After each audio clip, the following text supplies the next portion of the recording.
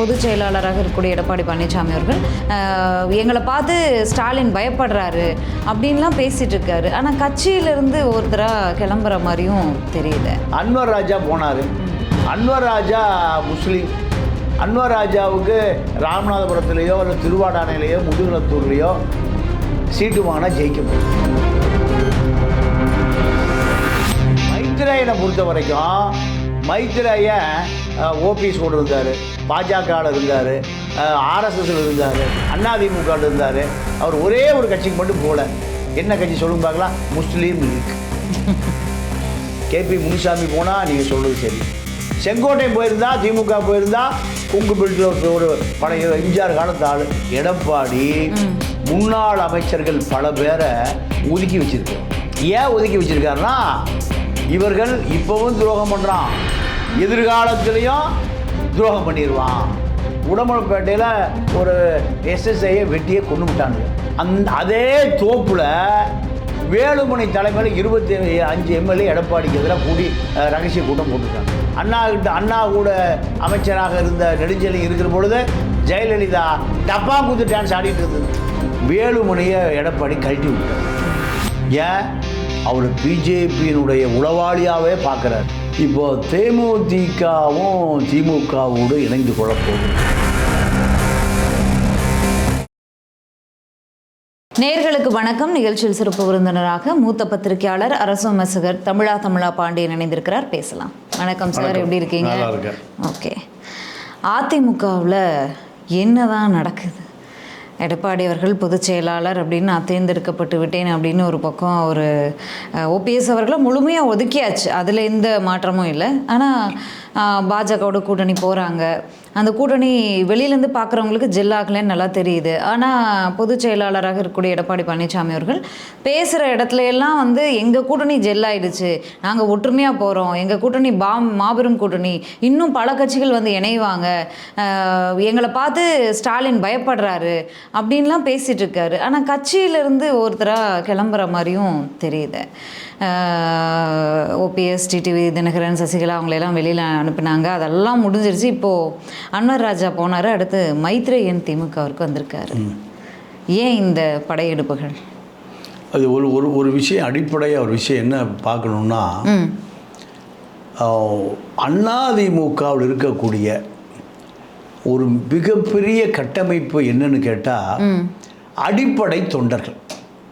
அடிப்படை தொண்டர்கள் கூட்டம் கூட்டமாக பிஜேபியில் சேர்றான், திமுகவில் சேர்றான், தேமுதிகவில் சேர்றான். இப்படி எங்காவது செய்தி வந்திருக்கா? இல்லை. இதுதான் இது வந்து ரெட்டை இலை இவருடைய அது ஒரு மந்திர சொல் அதிமுக தொண்டனுக்கு. நீங்கள் கஷ்டப்பட்டு அதாவது கூலி வேலை செஞ்சு, பிட்டர் வேலை செஞ்சு, ஆட்டோ ஓட்டி, மூட்டை தூக்கி ஒரு 3 செண்டு வாங்கி வீடு கட்டுவான். வீடு கட்டுவதற்கு முன்பு கேட்டு போடுவான். கேட்டில் என்ன இருக்கும்? ரெட்டை இலை இருக்கும். பார்த்துருக்கீங்களா? அது அந்த கருப்பு சிவப்பு பெயிண்ட் நடுவில் வெள்ளை இருக்கும். ஊடே கட்ட மாட்டான். 3 செண்டில் முதல்ல ஒரு கேட்டு போடுவான். கேட்டில் ரெட்டை இலை இருக்கும். ஊருக்கே தெரிஞ்சு போயிடும், இவன் அதிமுகக்காரன் ரெட்டை இலை ஊடு கட்டுறான். இதுதான் அதிமுகவுடைய அடையாளம். இப்போ அன்வர் ராஜா போனார். அன்வர் ராஜா முஸ்லீம். அன்வர் ராஜாவுக்கு ராமநாதபுரத்துலேயோ இல்லை திருவாடானையிலையோ முதுகுளத்தூர்லேயோ சீட்டு வாங்கினா ஜெயிக்க முடியாது. ஏன்? அங்கே முஸ்லீம் வாக்கு தான் எத்தனை சதவீதம் இருக்குன்னா 28.5% இருக்குது. நீங்கள் நவாஸ்கனி திமுக கூட்டணியில் முஸ்லீம் லீக்கு கூட்டணியில் நிற்கிறாரு, யாரும் ஓட்டு போட வேண்டாம். 28.5% முஸ்லீம்கள் ஓட்டு போட்டால் நவாஸ்கனி அன்ன போஸ்ட் எம்பி எங்கே? இந்த ராமநாதபுரம் பகுதியில். அப்போ முஸ்லீம்கள் யாருக்கு வாக்களிக்கிறார்களோ திமுக அதிமுக அவங்க தான் ஜெயிக்க முடியும். இதனால் அன்வர் ராஜா பார்த்தாரு, நம்ம எந்த காலத்திலும் ஜெயிக்க முடியாது. நம்ம ஆட்கள் பிஜேபி இருந்தால் ஓட்டு போட மாட்டான். அதிமுகவில் இருந்தாலும் பாஜக கூட்டணியில் இருப்பதால் அதனால் அவர் கிளம்பிட்டார். மைத்ரேயனை பொறுத்த வரைக்கும் மைத்ரேயன் ஓபிஎஸ் கூட இருந்தார், பாஜகவில் இருந்தார், ஆர்எஸ்எஸ்ல இருந்தார், அதிமுகவில் இருந்தார். அவர் ஒரே ஒரு கட்சிக்கு மட்டும் போகல. என்ன கட்சி சொல்லுங்க பார்க்கலாம்? முஸ்லீம் லீக். மைத்ரேயனை முஸ்லீம் லீக்கை தவிர எல்லா ஓபிஎஸ் கூட இருந்தார், எல்லாரும் கூட இருந்தார். பாஜகவில் இருந்தே ஜெயலலிதாவுக்கு தூது சொல்லிட்டு இருந்தார். ஜெயலலிதாட்ட வந்து பாஜகவுக்கு தூது சொல்லிட்டு இருந்தார். இதுதான் மைத்ராயா அதிமுக தொண்டனை பொறுத்த வரைக்கும் அவர் ஒரு டம்மி பீஸ். பெரிய செல்வாக்கெல்லாம் இல்லை. 3 முறை எம்பியா இருந்திருக்காரு. ஜெயலலிதா அம்மாவனுடைய ஒரு நற்பெயரை பெற்றவராக இருக்கார். அதனால தான் அவருக்கு அந்த வாய்ப்பை கொடுத்துருக்காங்க. ராஜ்யசபா உறுப்பினராக இருந்திருக்காரு. அதிமுக இவ்வளோ பெரிய வாய்ப்பை வழங்கியிருக்கு, அதை தூக்கி எறிஞ்சிட்டு வந்துட்டாரே. இல்லை, அது என்ன காரணம்னா, இனிமேல் அதிமுகவில் அரசியல் பண்ண முடியாது, பிஜேபி ஆர்எஸ்எஸ்லையும் அரசியல் பண்ண முடியாது. அவருடைய அரசியல் வாழ்க்கை நீங்கள் ஒரு முடிவுக்கு வந்துருச்சு. அப்போ ஓபிஎஸ்ஸே அவர் சொல்கிறத கேட்குறது இல்லை, இபிஎஸ்ஸே அவர் சொல்கிறத கேட்குறது இல்லை, அண்ணாமலையும் கேட்குறது இல்லை, அமித்ஷாவும் கேட்குறது இல்லை. வேறு எங்கே போவார்? இதுதான் மைத்ராய் ஒரு பெரிய பவர் செக்டார்லாம் இல்லை. ஜெயலலிதா இருந்த காலத்திலேயே டெல்லி லாபி, ஆர்எஸ்எஸ்க்குள்ளே பிஜேபிக்குள்ளே டெல்லி லாபி செய்வதற்காக, அவர்களை உளவறிவதற்காக, உற்று கேட்பதற்காக மைத்ரா நம்ம வச்சுருந்தாங்க. பிஜேபி என்ன நினைக்கிது தமிழ்நாட்டு அரசியலில், திமுகவுக்கு ஆதரவாக இருக்கா, அதிமுக ஆதரவாக இருக்கா, டெல்லியில் என்ன ரூல் பண்ணுறாங்க? ஏன்னா டெல்லி ரூல் பூராவே பிஜேபி ஆர்எஸ்எஸ் ரூல் தான். அவங்களுடைய திட்டங்களை அதுக்கு தான் ஜெயலலிதா வச்சுருந்தாங்க. அதன் பிறகு அவர் ஓபிஎஸோட போயிட்டார். ஓபிஎஸ் கூட இப்போ அதிமுக உடைந்த பிறகு ஓபிஎஸ் கூட போயிட்டார். ஓபிஎஸ் கூட போய் டெல்லியில் ஆர்எஸ்எஸ் தலைவர்களை, பிஜேபி தலைவர்களை பூரா ஓபிஎஸ்க்கு அறிமுகப்படுத்துறதே மைத்ராய் தான். டெல்லியில் போனால் மைத்ராய் வீட்டில் தான் தங்குவார். யார்? ஓபிஎஸ். ஒரு முறை அவசரமாக மோடி வர சொன்னார்னு மைத்ராய்க்கு தெரியாமல் இவர் போயிட்டார். யார்? ஓபிஎஸ். போய் அமித்ஷா மோடியை பார்த்துட்டு இந்த செய்தியை இவர் டிவியில் பார்க்குறாரு மைத்ராயன். பார்த்தீங்கன்னா நம்ம கூட இருக்கோம், நம்ம தான் எல்லா தலைவர்களும் அறிமுகப்படுத்தினா நமக்கே அல்வா கொடுத்துட்டு நேராக போயிட்டாருன்னு வீட்டை பூட்டிட்டு சென்னைக்கு வர ஏர்போர்ட் வந்துட்டார். வந்த பிறகு ஓபிஎஸ் சொன்னேன், நான் உங்களை பார்க்க வீட்டுக்கு வந்துட்டுருக்கேன். வேண்டா வெறுப்பாக போய் இருந்தார். அதுக்கு பிறகு அவர் அதிமுக இப்படி பல கதை இருக்குது. அதனால் கேபி முனிசாமி போனால் நீங்கள் சொல்கிறது சரி, பெரிய அந்த கிருஷ்ணகிரி தருமபுரி வன்னியர் பெல்ட்டில் ஒரு வலிமையான லீடர். இல்லை நீங்கள் செங்கோட்டை போயிருந்தா, திமுக போயிருந்தா, கொங்கு பெல்ட்டில் ஒரு பழைய எம்ஜிஆர் காலத்து ஆள், ஜெயலலிதா காலத்து ஆள், அவர் போயிட்டாருன்னு சொல்லலாம். இல்லை நீங்கள் தஞ்சாவூர் பக்கம் இப்போது ஓஎஸ் மணியை அதிமுகவை விட்டு போனார்னு பெரிய செய்தி. ஏன்னா தஞ்சாவூரில் முக்குளத்தூர் அந்த கள்ளர் சமூகத்தில் ஒரு ஆளுமையான ஒரு மாவட்ட செயலாளர், அமைச்சர், எம்எல்ஏ. இப்போ எல்லாம் ரொம்ப கள அரசியலில் அதிமுக இல்லை பார்க்க முடியல. இல்லை, ஏன்னா அதிமுகவை விட்டு கிளம்புடா ஒரு அதிமுக தொண்டை மதிக்க மாட்டான், டம்மி பீஸாக போயிடுவார். அதனால் ஓஎஸ் மணியை அரசியலேருந்தே ஒதுங்கிட்டு யாரும் இருக்காரு பெருசாக ஆக்டிவாக இல்லை, அமைதியாக இருக்கார். இதுதான் அதிமுக. நீங்கள் ஒரு அதிமுகவில் மட்டும்தான் அது விஷயம் நடக்கும். அவர் பின்னாடி நீங்கள் அந்த பகுதியில் ஒன்றியம், கிளை, நகரம், மாவட்டம், கவட்டம் எல்லா பதவியில் இருந்து அதிமுக விலகிட்டிங்கன்னா ஒரு குஞ்சு குழுமாங்க கூட உங்களை வணக்கம் வைக்காது. இதுக்கு பேசாமல் செச்சே இல்லை. இந்த மாதிரி ஒதுங்கிய முன்னாள் அமைச்சர்கள் எடுத்து அந்த மரியாதை இருக்கும். ஆனால் வணக்கண்ணே சொல்லுவான். ஆனால் அதிமுக வெளியேறிட்டிங்கன்னா உங்களை திரும்பியே பார்க்க மாட்டான். இதுதான் அதிமுகவினுடைய ஒரு பெரிய அதிசயம். இப்போ எடப்பாடியை பொறுத்த வரைக்கும் எடப்பாடி முன்னாள் அமைச்சர்கள் பல பேரை ஒதுக்கி வச்சிருக்காரு. ஏன் ஒதுக்கி வச்சிருக்காருன்னா, இவர்கள் இப்போவும் துரோகம் பண்ணுறான், எதிர்காலத்திலையும் துரோகம் பண்ணிடுவான். இப்போ இந்த துரோகம் பண்ணுற கூட்டத்துக்கு வேலுமணி ஒரு பக்கம் தலைமை தாங்கிறார். நல்லா கேட்டுங்க. பிஜேபி இருக்கக்கூடிய முன்னாள் ஆட்களை அண்ணாமலை எப்படியாவது யாரை, நயினாரை காலி பண்ணணும், நயினாரை டேமேஜ் பண்ணணும். அண்ணாமலையும் வேலுமணியும் கூட்டணி. இந்த கூட்டணி அதிமுகவில் உளவு வேலை பார்க்குது, அது பாஜகவுக்குள்ள உளவு வேலை பார்க்குது. எடப்பாடிக்கு இடைஞ்சல், நயினாருக்கு இடைஞ்சல், இந்த கூட்டணிக்கு இடைஞ்சல். ஒரு ஆள் எத்தனைஜமாக சமைப்பார். ஒரு ஆள் கூட இருந்து இத்தனை. நீங்கள் இப்போ உங்கள் ஊர் உடமலைப்பேட்டை, உடம்பேட்டை பொள்ளாச்சி உடமலைப்பேட்டையில் ஒரு எஸ்எஸ்ஐயை வெட்டியே கொண்டு விட்டானுங்க.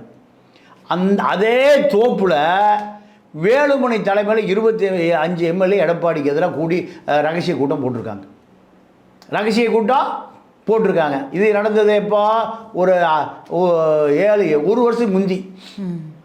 எடப்பாடி என்ன பண்ணார், எல்லா மாவட்ட செயலாளர்களும் கெட்டியாக உட்காந்துட்டு தன்னை மிரட்டுறாங்க, நான் பிஜேபிக்கு போயிடுவேன், கட்சியை உடைச்சிருவேன், இந்த சீனை போடுறாங்க.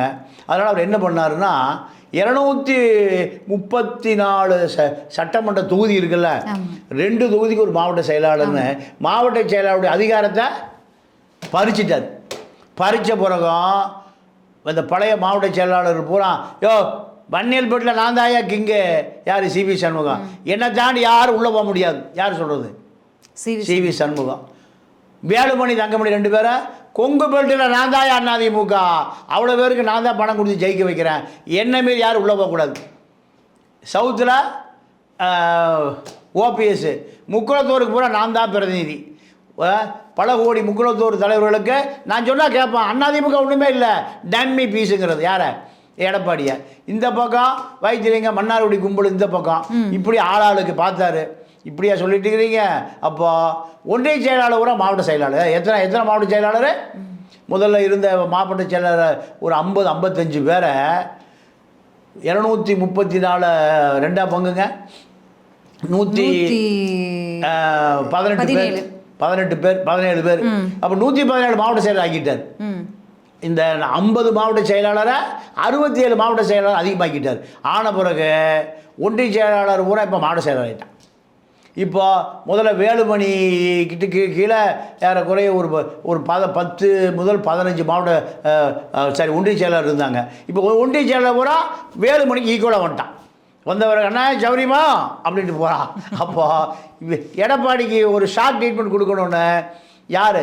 நீங்கள் 25 எம்எல்ஏ கொங்கு பெல்ட்டில் இருக்கிற எம்எல்ஏக்களை பூரா மகேந்திரன் பண்ணை வீடு 40 ஏக்கரா பண்ணை வீட்டில் மீட்டிங். எடப்பாடிக்கு நம்ம தண்ணி காமிக்கணும், எடப்பாடி நமக்கெல்லாம் பதவி பறித்து நம்மளை ஒன்றிய செயலாளர் மாதிரி ஆக்கிட்டார், மாவட்ட செயலாளர்னு சொல்லி 20 மாவட்ட செயலாளர்களை கூப்பிட்டு கறி விருந்து நடத்தி வேலுமணி.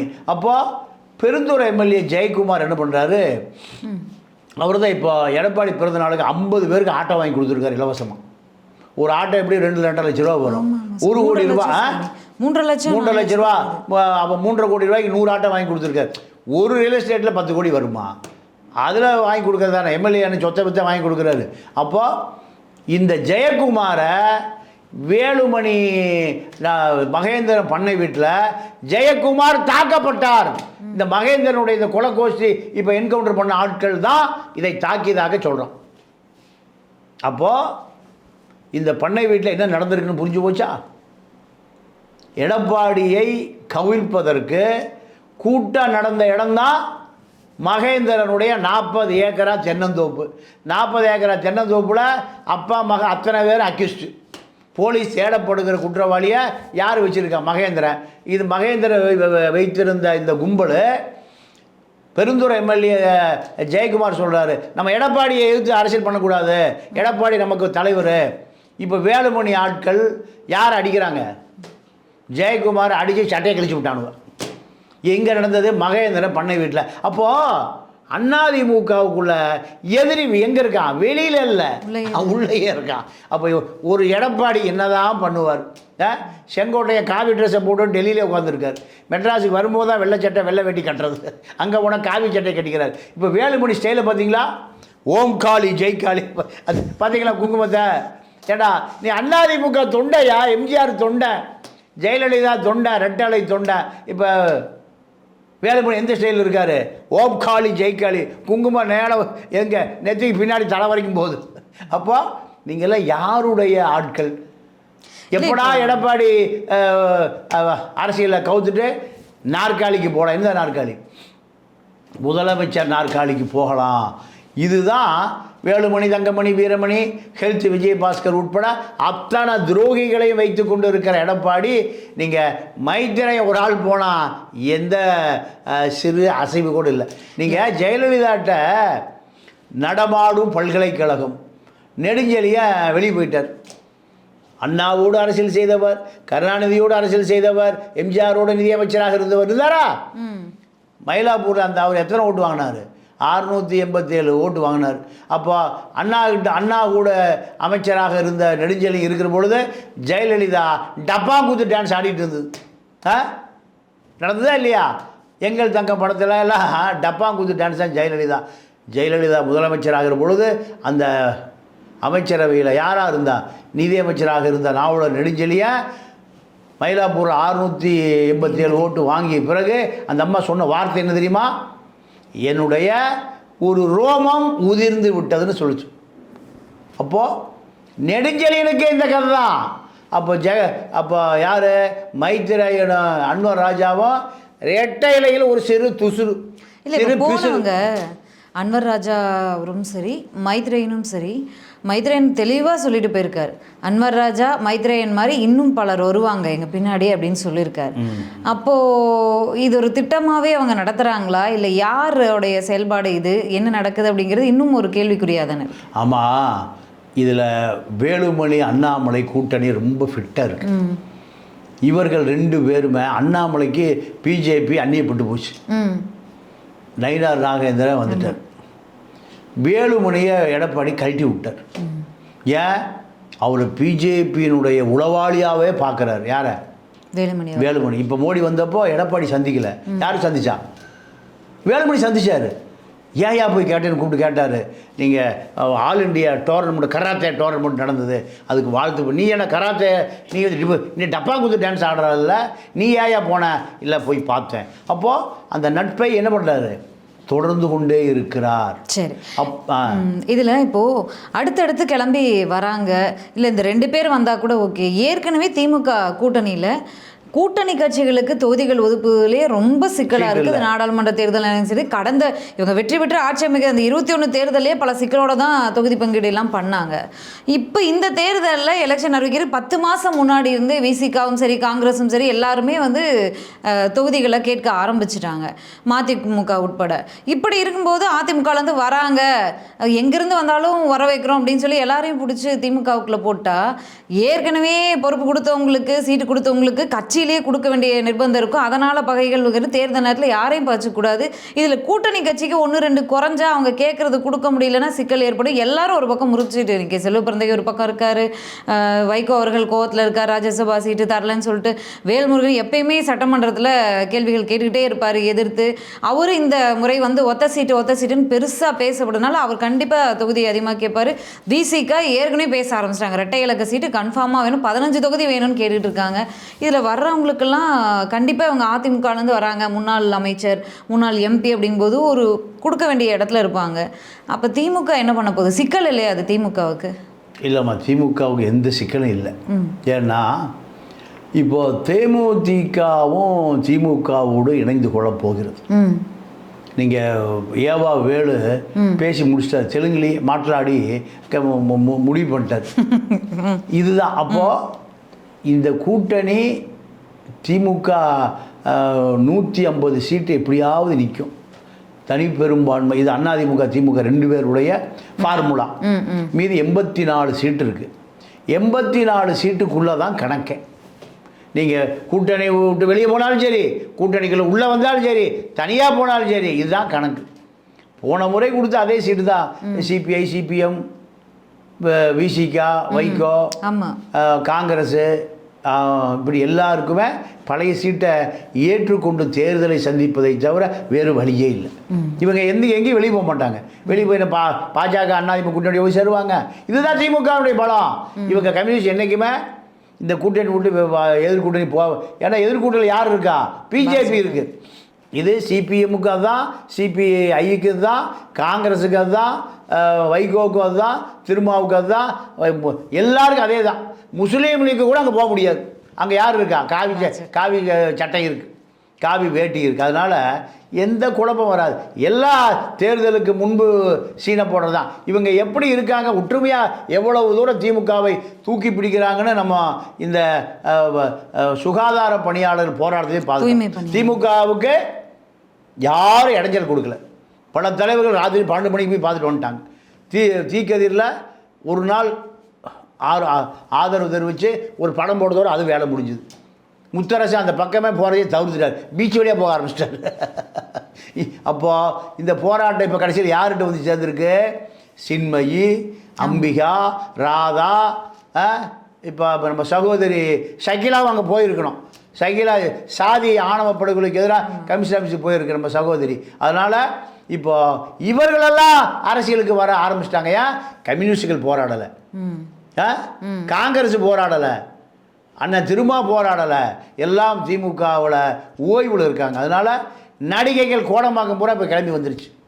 அதனால் திமுக கூட்டணியில் எந்த முட்டல் மோதல் விரிசெல்லாம் ஒன்றும் வராது. கொடுக்குற சீட்டை வாங்கிட்டு பெட்டியை வாங்கி கொண்டு கம்யூனிஸ்ட் உட்பட என்ன பண்ணுவாங்க? தேர்தலை சந்திப்பதற்கு தயாராகிட்டாங்க. திமுக ஆட்சிக்கு இந்த தூய்மை பணியாளர்கள் போராட்டமும் சரி, இந்த அடக்குமுறையும் சரி, அவங்களுடைய கோரிக்கைகளை நிறைவேற்றாத ஒரு பிளாக் மார்க் தான். என்ன பண்ணுறாரு முதலமைச்சர் அப்படிங்கிறத பொறுத்து வந்து பார்க்கலாம். நன்றி சார். நன்றி, வணக்கம்.